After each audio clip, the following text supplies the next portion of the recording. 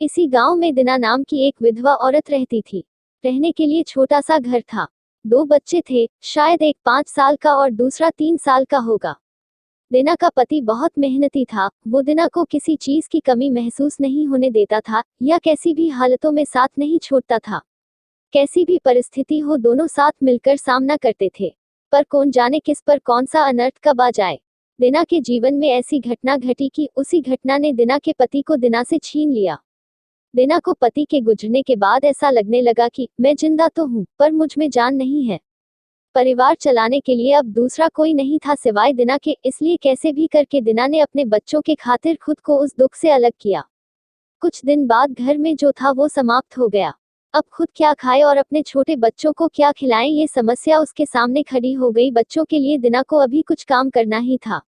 इसलिए दिना अपने दोनों बच्चों को साथ में लेकर जहां काम मिलता वहीं जाया करती थी और दिन भर मेहनत करके जो भी मजदूरी मिलती उससे अपना और अपने बच्चों के पेट भरती थी।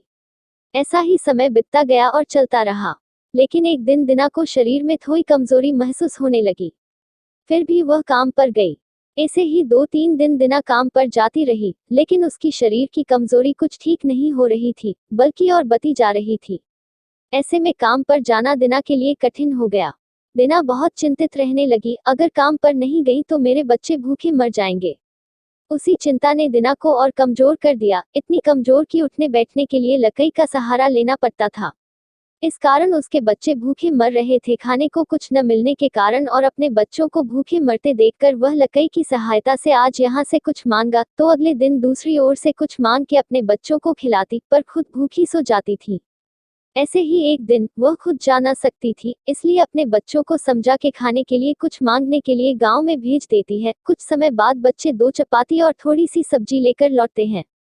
2 चपाती से 3 जन कैसे तृप्त होंगे, इसलिए वे 2 चपाती दोनों बच्चों को खिला देती हैं। वह बरसात का समय था, बिजली न होने के कारण घर में अंधेरा छाया हुआ था। अंधेरे में ही वह अपने बच्चों को एक कमरे में सुला देती है और वह दूसरे कमरे में जाकर सो जाती हैं। रात को तेज बारिश होती है और बिजलियां जोर से कड़कड़ाती है। दिना को थोड़ी आराम मिलती है, इसलिए वह गहरी नींद में पड़ जाती है। ऐसे में दिना को एक सपना दिखाई देता है। वह एकदम तंदुरुस्त हो गई है, काम पर जाती है।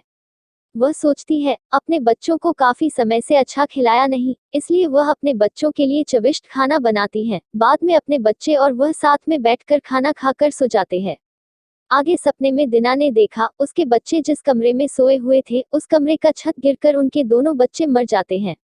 सपने में से दिना एकदम उठकर खड़ी हो जाती है, जान में जान आ जाती है और अंधेरे में ही अपने बच्चों के कमरे की ओर चल पड़ती है। कमरे में जाकर अपने बच्चों को देखकर दिना चैन की सांस लेती है। उसी समय दिना को शरीर में ज्यादा कमजोरी महसूस होती है, जिससे वह नीचे गिर जाती है और फिर वहां से उठ ही नहीं पाती है। चैन की सांस दिना की सांस ले लेती है। दोस्तों, यही होती है माँ की ममता, जो मरते दम तक अपने बच्चों के खातिर जीने का जुनून रखती है। दोस्तों, यह छोटी सी कहानी आपको कैसी लगी? अपने विचारों को हमारे साथ जरूर शेयर करें। धन्यवाद।